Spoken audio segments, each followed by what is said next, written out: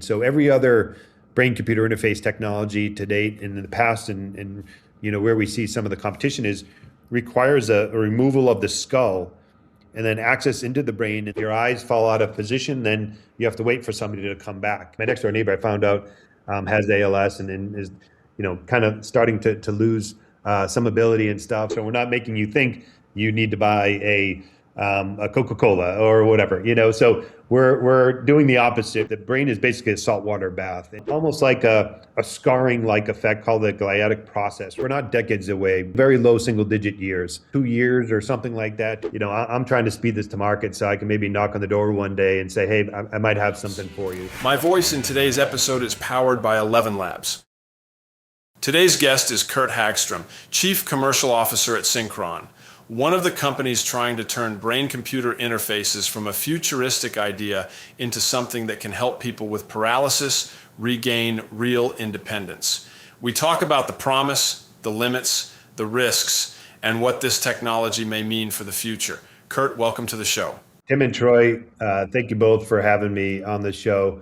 Honored to be on the show, certainly, and very excited to talk about the technology we're developing at Synchron.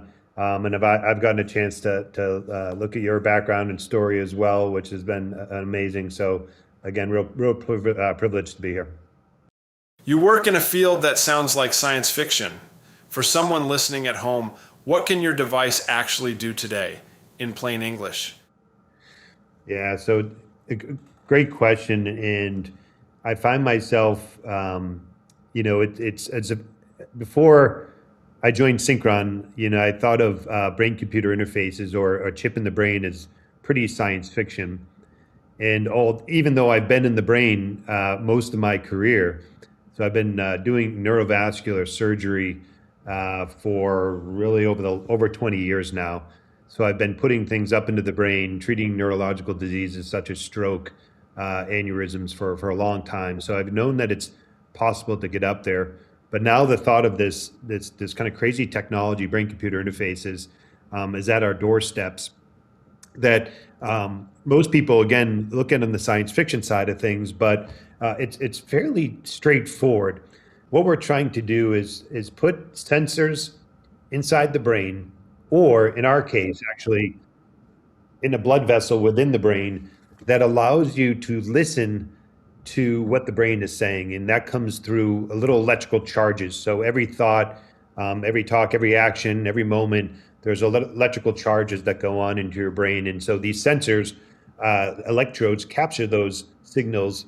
We then transfer those signals outside the body to what we call as our algorithms, our processing power. That processes it or decodes these signals into digital actions. And so those digital actions are then used for control of computers, one day control of wheelchairs, control of, say, robotic arms, and so on and so forth. So today, with what you guys can do now, it's more of a communication tool with the thought of getting one day to more of actual, physical tools? Yeah, so there's a regulatory process that, although creating physical control of the physical world, such as a feeder or a wheelchair, exoskeleton, the degrees of freedom that you need to control these technologies is actually not that high. It's more of a regulatory burden where, in order to show that it's safe to do that, you actually have to have a controlled environment in a clinical trial to say, get the labeling where your neural implant, your BCI, can control your wheelchair or can control a feeder or arm. So that it has to be in the boundaries of a clinical trial that you go about in a safe and effective way, an ethical way for the user. So it's not that you technically can't, it's just a matter of going through the trial itself and to show that you can do it safely. And then you mentioned that it's like relatively straightforward for you guys, not for us, but it's relatively straightforward, like to catch the signal or the noise of the brain, right? And then use that to get the signal somewhere else. Obviously, there's other people in the space. Is the technology of getting the message from the brain to the outside device, is that the hard part, or is the hard part the interpretation of what that noise means outside of the brain? Oh man, the hard part. I think they're all hard parts. Everything that you mentioned. Um, I think one of the things that the field of BCI, to note, has been around for about over 20 years, so decades. So there's been a lot of research that's been done, in amazing research, and a lot of the researchers that have put the work forward and the academic research forward are still around, still doing this great work. And it's always been to understand how the brain works and understand, can you translate the thought and these signals into, doing a task, for instance. But the challenge is there is then, like, how do you actually scale that to a product? And then a product for somebody that can use it every day, then they can use it for, days on end, weeks on end, and then years on end. And so that's actually the real challenge, is making something that's scalable, sustainable, and has a level of performance that gives utility to those that use it. And so there's a whole kind of translation of this research to now kind of clinical translation, and then out to kind of commercialization, right? When we can actually go say sell this to a broader audience. And so there's a big path that full of obstacles in front of us that we kind of have to go through in order to get these safely out to the market. Today's sponsor, Synchron, is working on something that connects directly to what this show is about. They have received permission to begin their third clinical trial for a brain-computer interface, or BCI, investigational device. It was granted Breakthrough Device Designation by the U.S. Food and Drug Administration in 2020, and you or someone you love may be eligible to participate. The Synchron BCI is a fully implanted system designed to help people control digital devices using only their thoughts. No voice, no hand movement, no eye tracking, just intent. Since 2018, Synchron has completed 2 clinical trials that met their safety goals. This new trial, called Intent, will continue to evaluate safety while also exploring something deeper: communication, connection, independence, quality of life. If you understand how much those things matter, this is worth your attention. To learn more about the Intent clinical trial and the Synchron BCI, visit synchronbci.com. Check the description for more information. When people hear brain chip, they imagine minds being read. What is the biggest misunderstanding people have about what you are really building? Yeah, Tim, great question. And we hear that a lot. And I think one of the biggest misconceptions is that we're putting thoughts into the brain. And so these technologies, as they are today, are sensing the signal out, and then you're translating that intent. So say you're thinking about moving a mouse, but you're not actually moving a mouse. And so you translate those intent movements, but we're not, on the reverse side of it, we're not putting input back into the brain to make you think of something, right? So we're not making you think you need to buy a Coca-Cola or whatever, So we're doing the opposite, where we're understanding what the brain is saying versus inputting to make the brain think a certain way. And I think one of the things that I always hear about this, and I thought the same thing, I'm not laughing at other people, but I was like, well, how does it know what things to say and what not to say, in the sense of, like, you see somebody and you think, whatever. My dad probably hears me say things and says, oh, that's a dumb question, but you don't want it to actually come out loud, right? Yeah. Well, and this is going to be an interesting journey that we go through, just in general, as you think about systems that ultimately give, where does AI, for instance, right, agentic AI or AI in general, help support, say, a conversation, whether it's predictive speech, could be live predictive speech, right? And so it's to ensure that the message that's coming out is authentic, right? Making sure it's coming out in the tone, coming out at the appropriate timing, and it's not, I'm thinking this, and then say another word comes out, right? And so I think what we're going to see is it evolve over time. It's not going to be perfect in the beginning, especially as you get the assist from AI. But I think, like, as in such as predictive speech, but I think that just gets better and better and better over time, where now you feel the individual then becomes, kind of part of that conversation. You feel more that this is my voice, and it is kind of authentic from that standpoint, because I think that's it's a great point that, looking into the future and making sure that this agentic AI, right, is not speaking for us, right, and it's not doing it at a time when ultimately we would like to have these thoughts be internalized, right? In the beginning with our system, it's based on motor intent, so it's not direct to speech, for instance. So we're not in the where you detect speech itself. This is more on the where we put our system in the region of the brain where it's based on motor movement. So how you move your hands and your feet, and those become your intent signals to give you the controls, such as like a mouse control for the computers. You are working with people who have lost a huge amount of physical control. What have they taught you about what freedom really means? Uh, yeah, awesome question. Only softballs, Kurt. Only easy ones Yeah, today. right. I love these because sometimes, believe it or not, when I go to these kind of med tech conferences and they talk about how do you bring a device to market, those are easy questions to solve because I've been doing that for a long time.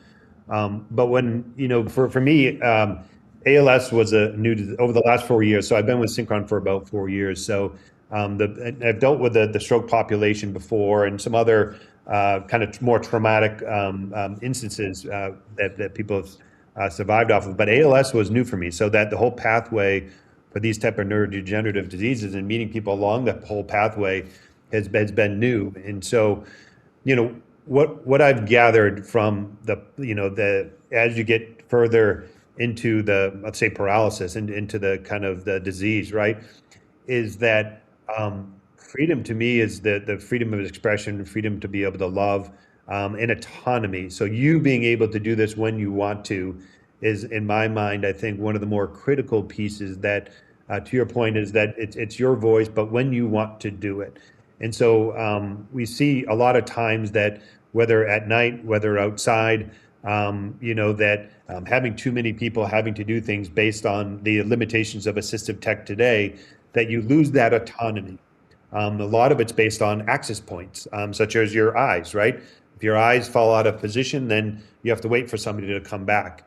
And so you don't have autonomy to express your voice or concern when you want to. And I think that's one of the things that I think BCIs will bring that back, is that feeling of autonomy, because it's not based on any physical access point anymore. It's based on your own intent signal, which is fine, which is okay, right? And so your neural signal intent is there to be there, right? So it's not based on anything else. And so that's what I look forward to giving that back. And it's not limited by day, the day of the time of day, physical ability, those type of things.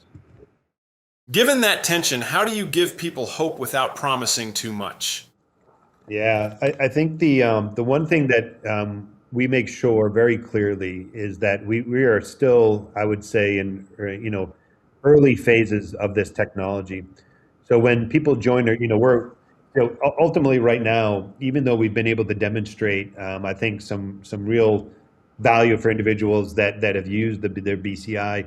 Ultimately, like, to be able to make claims like will improve your health, or this will make you more independent. Those type of claims, like product claims, actually come post the clinical trial. So this is a class 3 medical device.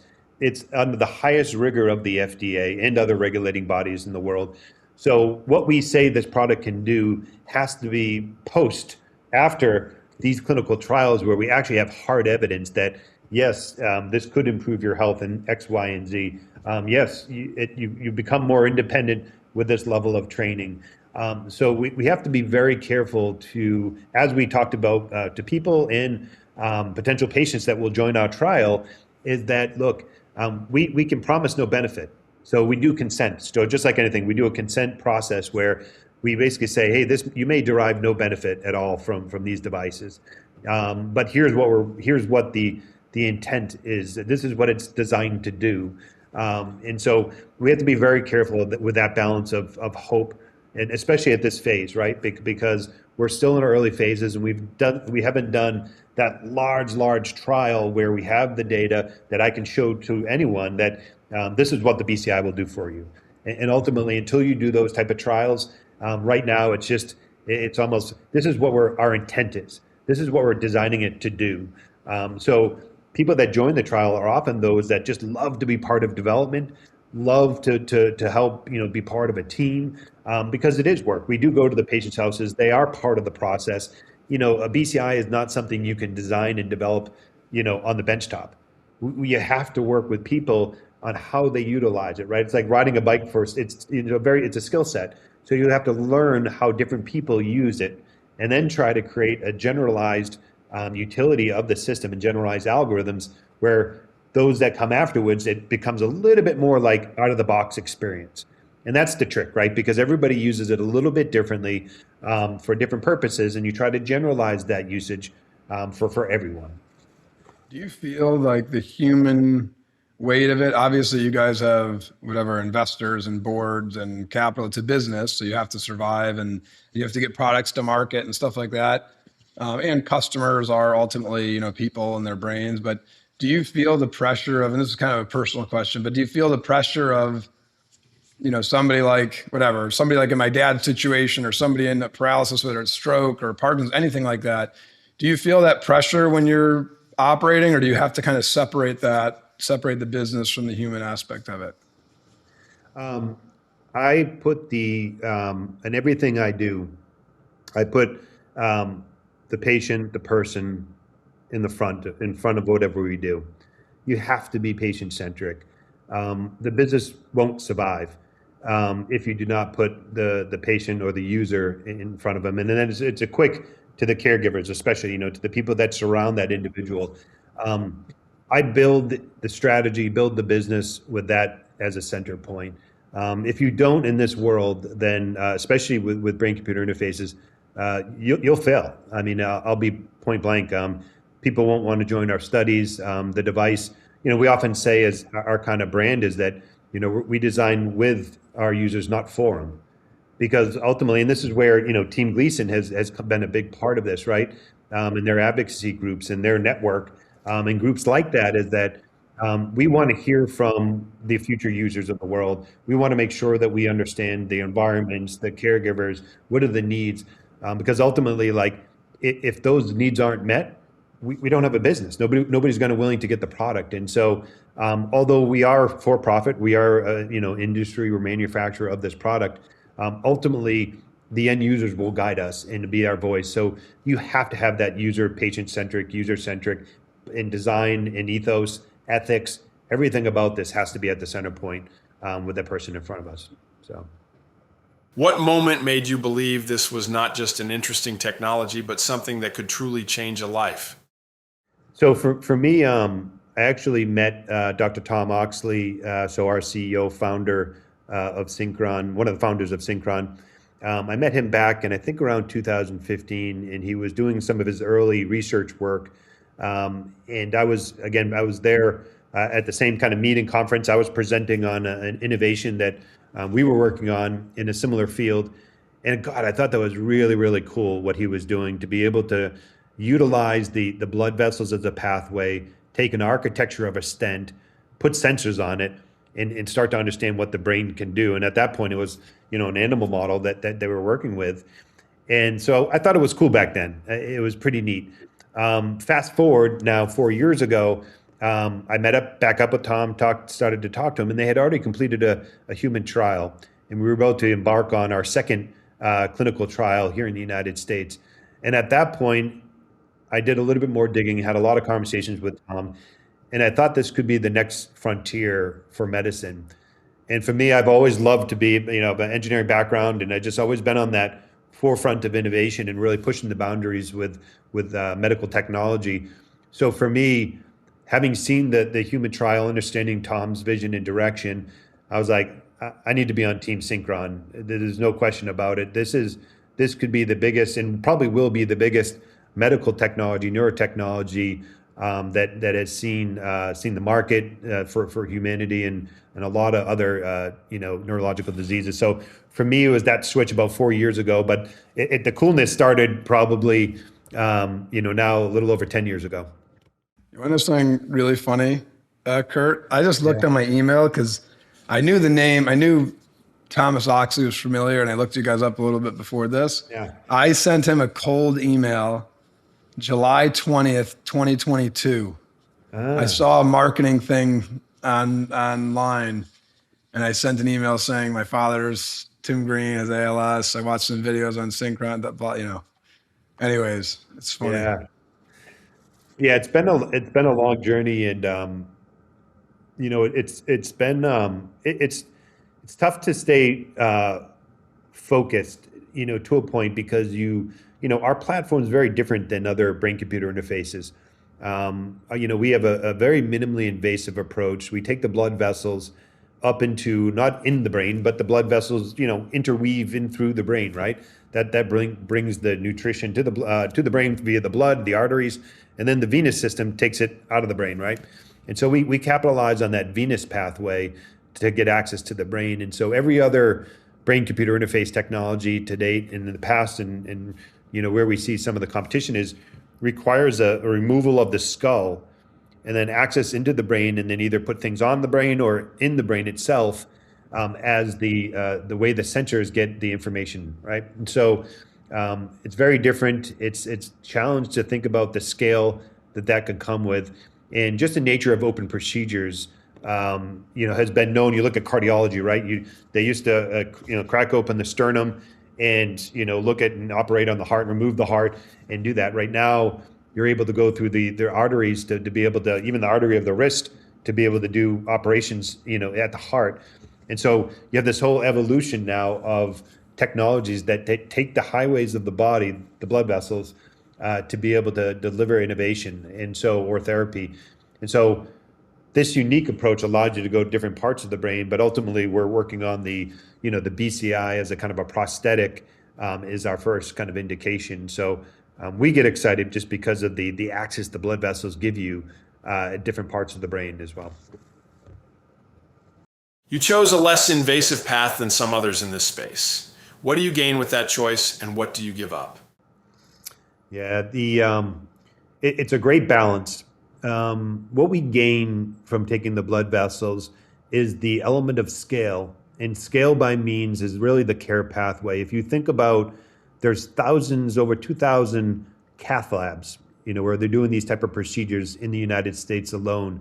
There's thousands of interventionalists that are treating stroke today that ultimately can place our device in with a minimal training, and by the afternoon, and training in the morning and the afternoon, you're doing these procedures.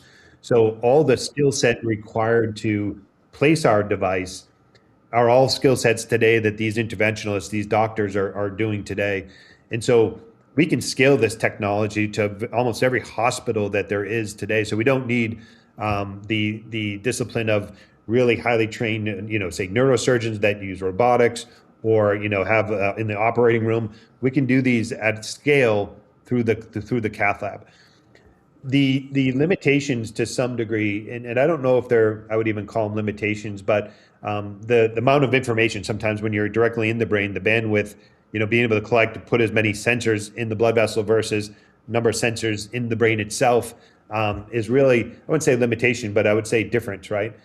Because ultimately, when you think about the product that you're designing, and if you're designing to get, degrees of control to be able to use a computer, to maybe move an exoskeleton, to do the things that you need from an accessibility standpoint, the question is, how many degrees of freedom, and can you deliver that through a device that doesn't maybe have thousands of channels in the beginning? I think their answer is yes. So it all depends on what information you're trying to get out and what utility you're trying to give that person back.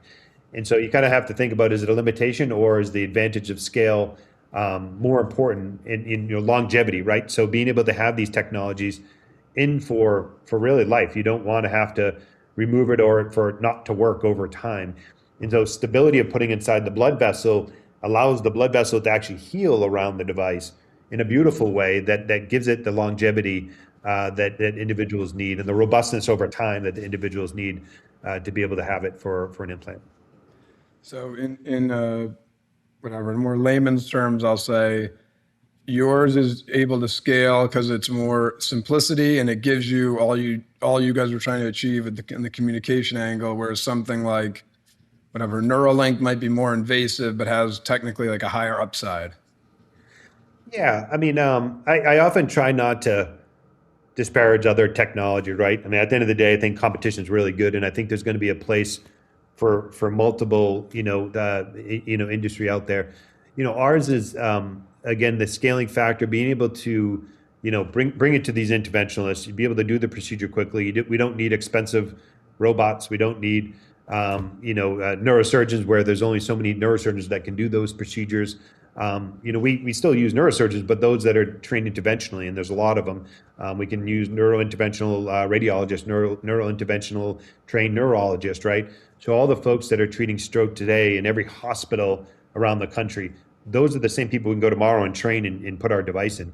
So people don't have to like come to the one center in the country or two centers that do this procedure. We can take this out and bring the surgery to everyone.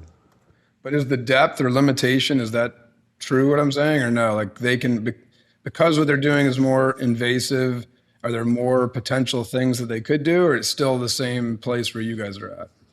So one of their systems, and again, I haven't, again, to go direct head to head with them on the technical side, they don't, give everything there. But if you look at controlling a computer, can we control the computer, to the same degree as they are?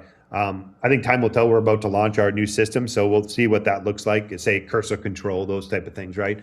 One of the things that other BCIs are doing, that they're going, a direct to speech. So the part of the brain that we go in is more in the motor cortex, where you essentially look at intent signals, right? So we're not in that kind of speech cortex, or that part of the brain where you can go direct to speech, where you're seeing, the movements of your vocal cords and other things like that, right? So we're not in that part of the brain. So if somebody is targeting that part of the brain where you're going to put that implant and do the craniotomy and go in there, you're going to be able to capture the muscles of the vocal cords and stuff. So it's going to be a different type of functionality than you would try to capture with our system and other systems that are also targeting the same location that we are. We had Brad Smith on the show, the first Neuralink patient with ALS. For the average person listening, what is the clearest difference between what you are building and what Elon Musk's Neuralink is building? It's funny, that's what I was thinking about actually when I was asking that question. I was thinking we had Brad on. Well, yeah, I've seen a little bit of Brad's videos and stuff like that. So it's great work, and they're doing great work. Don't get me wrong, the Neuralink team there. The biggest difference comes really with the implantation, right? Needing to get a craniotomy and to put the device inside the brain itself, right? It needs to be proven that approach has scale over time by putting something, implanting the brain, via craniotomy. Our device goes through the blood vessels. It goes up through a vein in the neck here, and our device gets placed inside the brain. So we actually don't touch the brain itself. And so if you think about how a device heals inside a blood vessel, listening to the brain versus going inside the brain itself, it's the procedural pathway and how this device heals over time is the biggest differentiating piece that I see. Staying on that comparison, when you look at Elon and Neuralink, what do you think they get right? And what do you think people miss about the differences? Yeah, I try to keep my opinions about the competition, to a minimum. But usually we get a lot of questions around that, so it's okay, Tim. It's no problem. The way I look at it is, I see the videos of these people. We work collegiately with Neuralink and some of the other BCI groups through a collaborative community that the FDA has set up, and we're all kind of there on the same table, looking to solve the same problems with the same focused individuals, right? And so, looking at the videos that I've seen with Neuralink, I think, the people seem, they get, smiles on their faces. They're getting, some independence back in their life. So for me, that's great work, right? They're focused in the right area at the moment. And I think they're impacting those lives. I'm sure maybe Brad will say the same thing, right? That it's been an impact to his life, and that whole process of going through this has probably just been crazy for him, right? And so, I commend that. I think it's good work. We're all looking to try to do the same thing, I think time will tell where I think there's going to be multiple winners in this market. And again, I think time tells with these type of long-term implantables. They literally, it's just not 6 months, 1 year, 2 years. It's 3 years, 5 years. sometimes that these things have to be stable over time and provide utility over time. And so these are the things that I get excited about our approach because I'm familiar with stents. I'm familiar with the materials. I understand how this is going to work year 3, year 5, year 10. And so, I'm confident that the stability that this system will have and that ultimately will provide that, hopefully will provide the level of independence that the individual is looking for. So I'm not trying to put words in your mouth here, and I know you're walking a fine line with competitors, but is the fear that going into the brain might not be a problem, like you're saying, in day one, month one, year one, but as a long term, is there a long term, I guess, So there? there's already evidence that going into the brain with the different types of materials that the competitors are using has shown to be issues. And by that I mean is the brain is basically a saltwater bath, and when you do put things into the brain, sensors into the brain, there's a immune response. Your body starts to react to it, right? Almost like a scarring like effect called the gliatic process, right? So there's almost like a scarring element that happens. Your body responds like a foreign body, like anytime you do put something in, your body responds to it. So this is a process and understanding that's already been known in brain-computer interfaces, right? It's happened since day one that trying to put these things, in people's inserting into the brain. So that's kind of known. That challenge is known, and they faced that challenge, right? Trying to balance between isolation of the materials and the erosion of those same materials because of the saltwater nature in the nature and the environment that these things are in.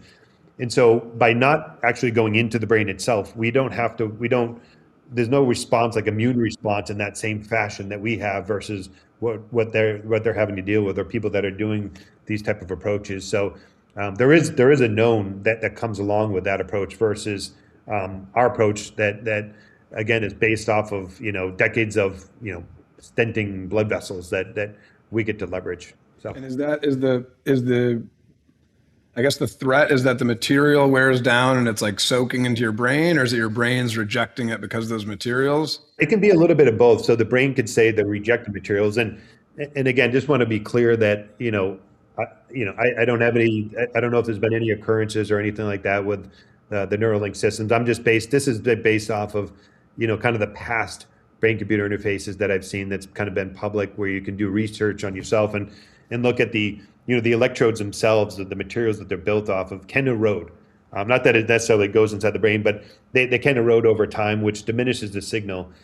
There are also portions of it that there are immune responses where you have this scarring-like factor where that also can affect the signal acquisition of these sensors. So one, the saltwater nature of it can erode the materials themselves, and/or the body can respond. So you kind of have those two factors being challenging to overcome. And again, as people develop, they're getting more savvy into being able to overcome those challenges. But they are challenges, and you do have to overcome those things. A lot of people hear about these breakthroughs and think the future is already here. How far away are we really from this helping large numbers of people? Yeah, the good thing is we're not decades away, but I do think we're kind of years away, and not, I would say very low single digit years. I think 2 years or something like that, 2 or 3 years, you'll start to see these technologies at more scale into the market. So, and that's a good thing. And I think you'll see multiple players on the market as well. But that's a really good thing, because when there is competition, right? It's like anything, you get better because you're looking at the competition, you want to make it better, and you're constantly in this pushing each other to get better, to be able to serve the market. And so I think it's extremely healthy that there's going to be multiple players, but it's not 15 years, 10 years. So the future is kind of now. And matter of fact, there are trials coming up that people can look at. Even for us, we've built a community. People can go on there at synchronbci.com, but it's basically a community where you go on, we may hear your voice, we understand what your needs are, and then also ultimately, like when there are trials that are available, you'll be first to know that there's a trial that's available. And so there's ways that people can interact today, but it is limited, right? Because they're clinical trials. It's not everyone. And so we want to get these to market where they're accessible by all. that meet the inclusion criteria or that can get the system, and also making sure working with the payers, right, making sure insurance actually pays for this. So we do a lot of work to make sure that we're capturing the right amount of data that ultimately that this product will be able to have coverage through insurance when we come to market, right? It's no sense of bringing a technology to market that nobody can afford. We have to make sure that this is, working with payers in the upfront, that we keep that, front of mind, right, as we develop this. Staying on the sci-fi theme, when do you think, and this is a total guess, when do you think people without any limitations start getting brain chip interfaces to make the, people have talked about, again, more of the sci-fi, like a super brain or a computer in your brain, that kind of stuff. How far do you think we are from that? Yeah, the my answer always to that is one I don't know, but the horizon in front of me that I see is filled with stories and thousands of people that actually need this system. So I don't stay too concerned on when I think an able-bodied person will get it to be a superhuman, I guess. So I mean, I could take a guess, but for me, I have a lot of I have a thousands of stories now. I got to try to make my neighbor, right, my next door neighbor, I found out has ALS and is kind of starting to lose some ability and stuff, and so I'm trying to speed this to market so I can maybe knock on the door one day and say, hey, I might have something for you. And so those are the stories in front of me. That's my horizon. I don't necessarily care at the moment. We may see it. It's very competitive. There's other places in the world where they're developing these technologies at pretty fast speed. Countries like China is developing. They probably have equal amount of companies that are developing brain-computer interfaces. So, I can't guess on what other people decide to where they use these systems and how they use them. U.S. We take it through the kind of the regulated pathways, and for me, that's you got to these always have to be indicated for a specific person, right, to show clinical benefit and safety of these products. And so there's kind of a known pathway that these products could become available, at least like in the United States, right, and that's probably pretty far out there where somebody's going to be signing up for a BCI. But that doesn't mean that happens everywhere in the world, so I can't control that. But here at Synchron, we have the horizon of stories that we need to be part of. So, yeah, I'm thinking more like a Black Mirror episode or Twilight Zone episode. It's funny is that I even though everybody says you have to watch it, I for some reason I don't want to be tainted by where the bad could go, and I just want to be steered by the stories that are in front of me, and I just kind of put blinders on and just making sure we guide this in the most ethical way that's possible. But I probably should watch it. I mean, at the end of the day, it's like, there's too many people that have seen it and I haven't seen it. So I should probably become aware of things that, what not to do, right? What doors not to open. It's like all technologies and tools and stuff like that. It's being developed for all the right reasons. And then someone's going to take it and say, hey, what if we took like you said, an able-bodied person and tried to make them a super, that's where it's going to, unfortunately, probably end up. But in the interim.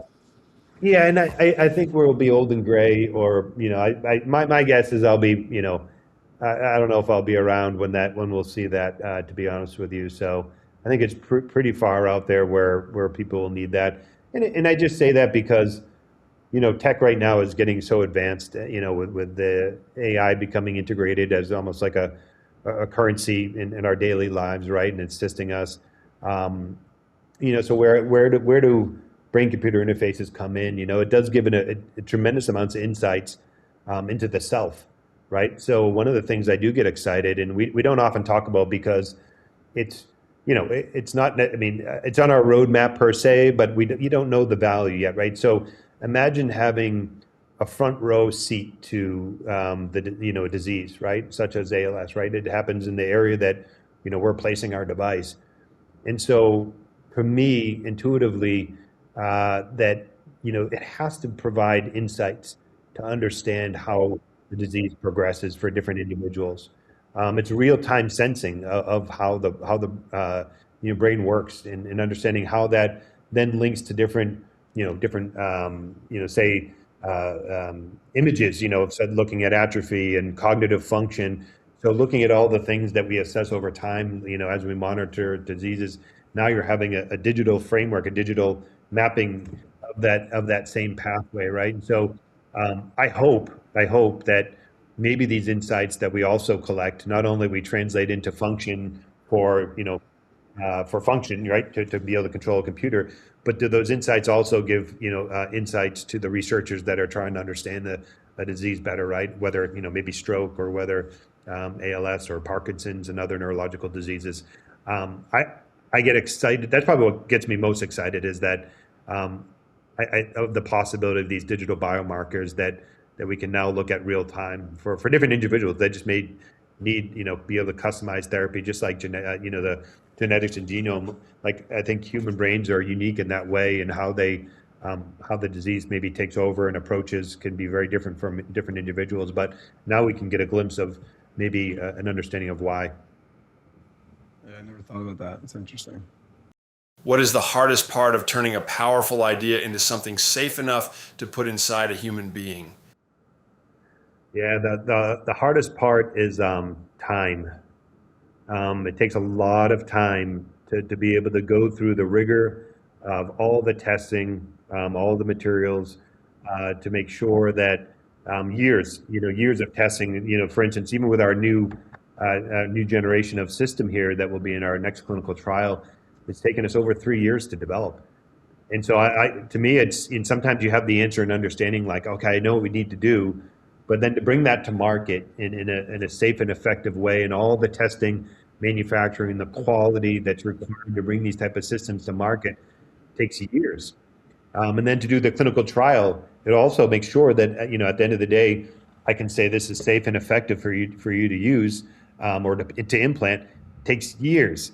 And so for me, the biggest obstacle is time, because I wish you could fast forward and bring this to market a lot quicker. But unfortunately, it is challenging and tough, to do these type of things. That's why not everybody's doing them, and nobody's done it really to date, right? So we're at the brink of something great, but greatness takes a while, as you know.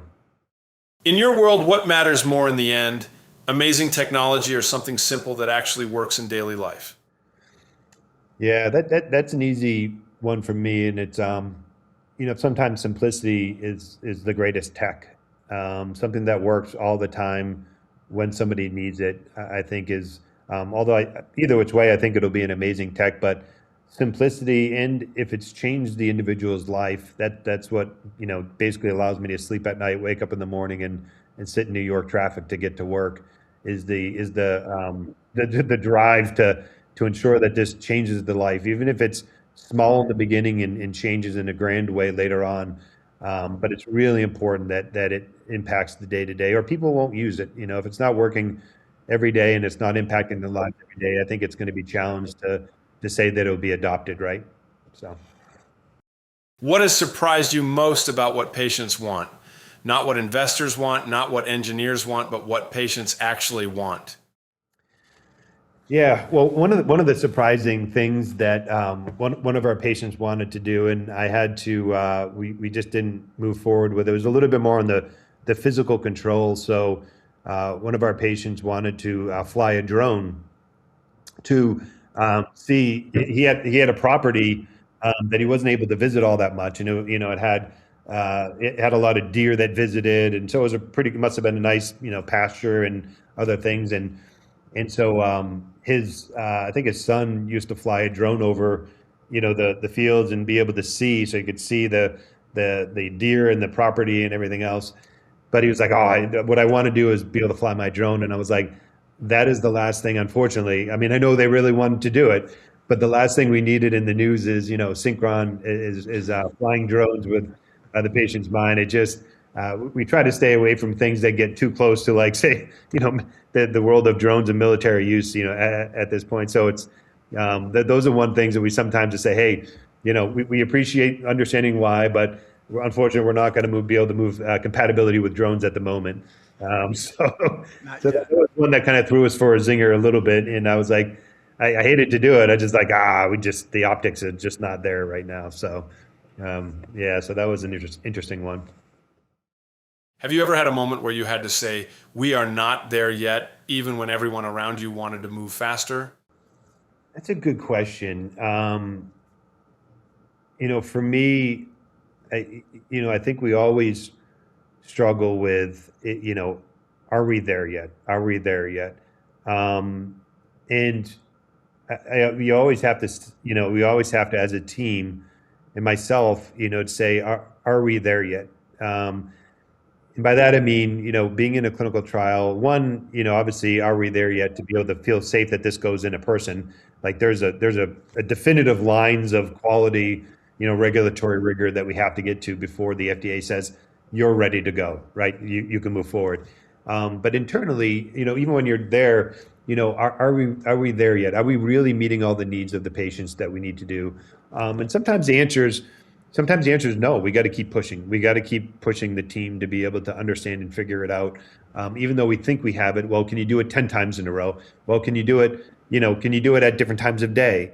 And so sometimes when you may think you're, I played football, so when you think you're in the end zone, but you're really not, sometimes you're still at the 5 yard line, in the 3 yard line, and you just, you're not willing to push in yet. So, for me, it's being able to even internally to say that it's a win, can really be challenging because you want to keep the team. It's always a balance, keeping the team motivated that they're achieving something, but also recognizing and looking in the mirror and saying, look, guys, this is great, but like ultimately, we didn't get there.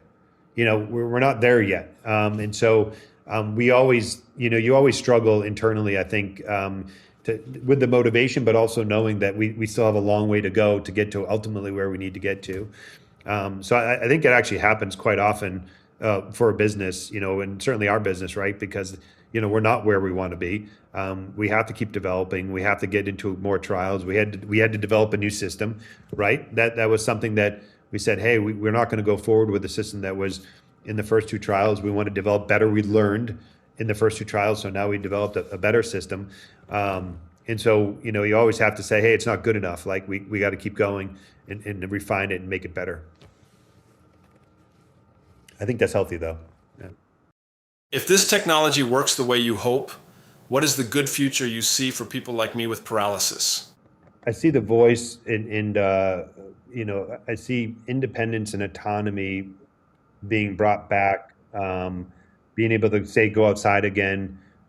We hear a lot of stories at night, right, where maybe an eye tracker or there may be a monitor or some level of access that's needed. And so the folks that may be, caring for individuals that need, 24-hour care, it's like, the nighttime session. So getting sleep back for loved ones, getting more autonomy, going outside, not, again, worrying about, physical positioning. So all the constraints today that assistive tech, although I think it's great and it's amazing, right? But ultimately those limitations being brought away. And so being able to regain autonomy back in the individual's lives and everybody to say, this has changed my life, right? For the better, is ultimately what our mark of success looks like with this technology. If this technology works at scale, do you have any worries about how it could be used for control? Yeah, I think that's always, what's a great question. And I think that's one that we actually have to ask ourselves on an ongoing basis. Because I think just like anything else, right? Like cybersecurity and security of information and data is constantly evolving. So you're always putting a roadblock up or firewall, whatever it may be, and somebody's always trying to break that down, right?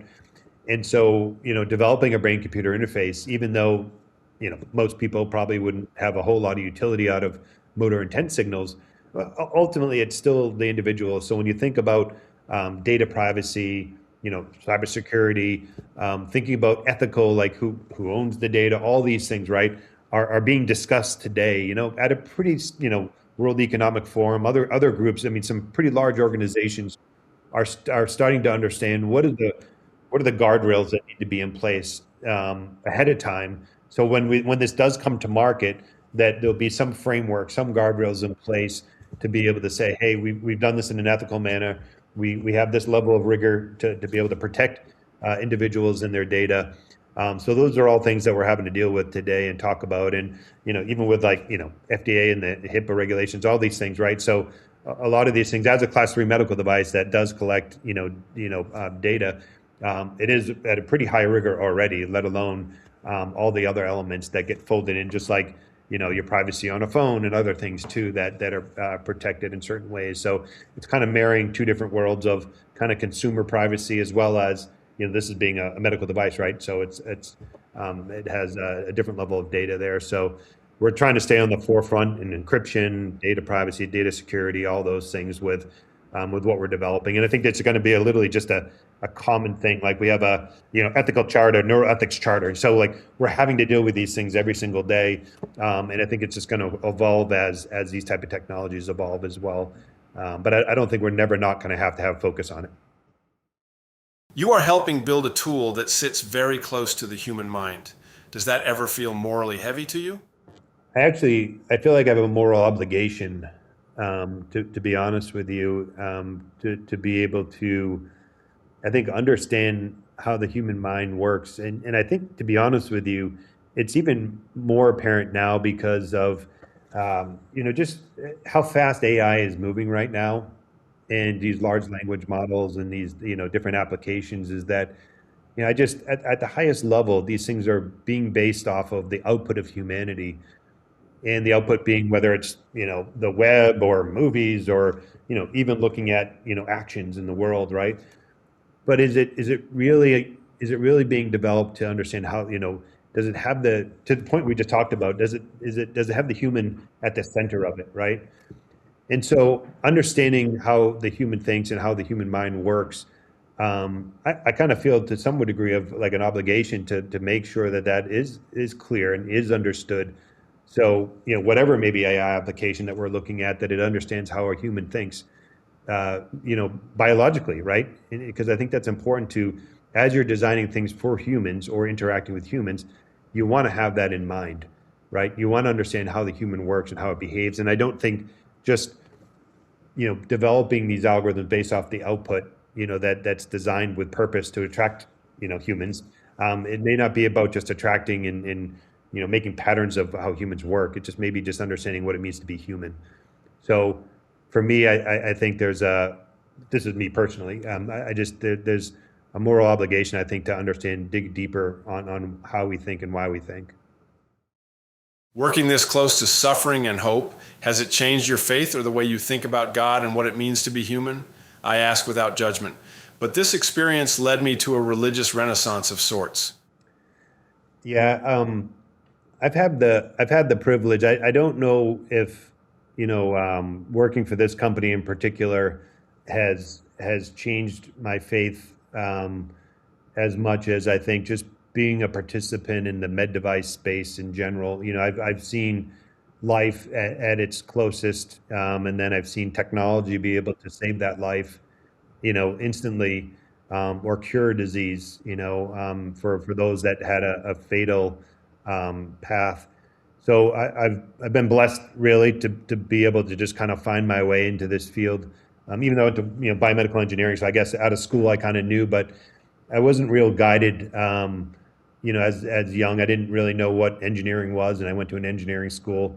I didn't know what biomedical engineering really was, and I just went through that pathway.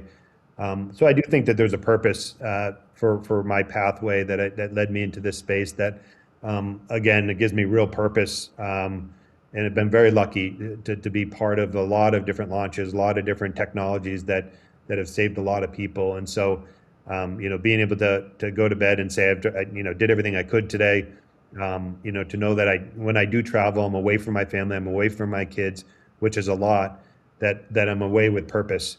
And that's to help individuals that may not be able to help themselves. And so, and that's our dinner conversation when I am home for dinner.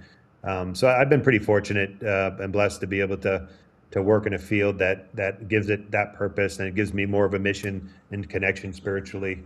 So I think and I hope that this, and hope it guides me as well. And it's one of the things when I joined this company of this kind of crazy technology, I'm like, well, I'd rather have me at the hands of the wheel of this technology than maybe some other folks, right?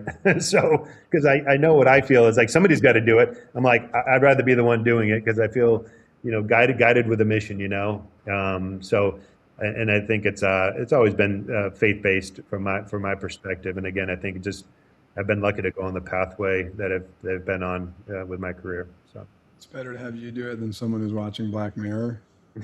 probably, yeah. Yeah. What part of this work keeps you up at night?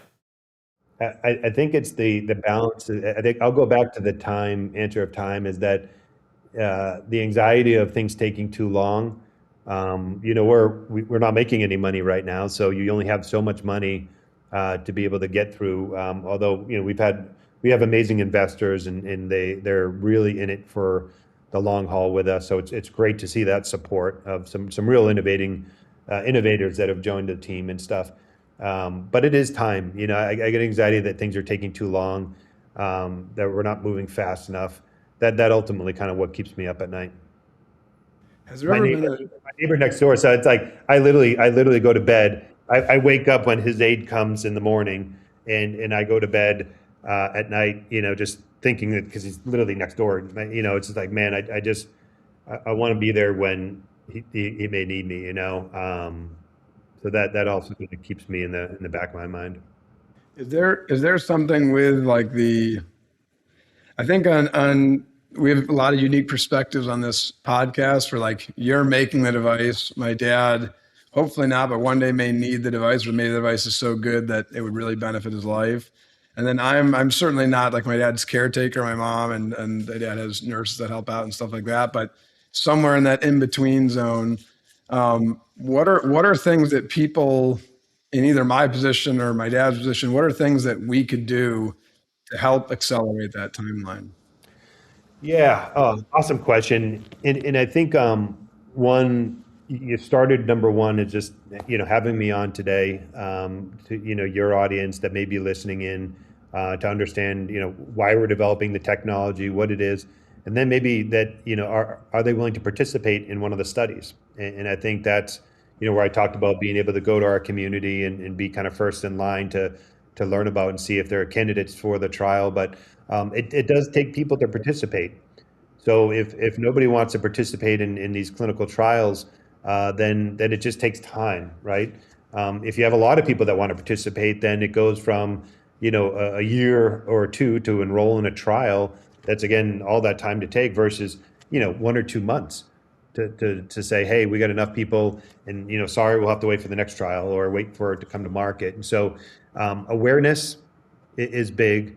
You just having me on is one honor, but that's a great way to kind of get out the word that this is here and now. This is not the future. There are clinical trials that we're doing today that we go out and we work with patients and their caregivers and stuff to develop the technology. So that's probably the best thing that you could do, Troy, in this situation is just create awareness, understand it, use your platform for those things.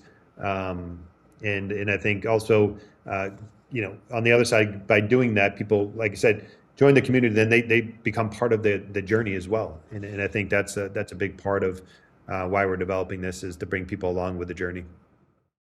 When the history of this field is written, what do you hope people say you got right? When people look back and say, Synchron did it right, my thought will hopefully be that they always had the patient at the center of everything they do from day one.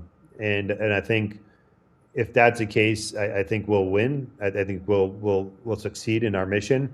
But ultimately, like that's where we need to be. And if it's not going to be revenue, it's not going to be any of there's no wins of money or monetary things. That's like that's not a win to me. The win is the stories that keep coming in like my inbox and people talking about it, being able to do things they've never done before, go back to work, have whatever it may. If you want to fly a drone, fly a drone. Once it's out in the wild, once this is out, you probably could do more of what you want to do. But maybe in the short term, we won't be flying drones. But I think the changing of the lives. But ultimately, because Synchron had the patient in the center of what we do, that we did it ethically, we did it user-centric, and ultimately I think those are the recipes to be successful as a company in the world of BCI.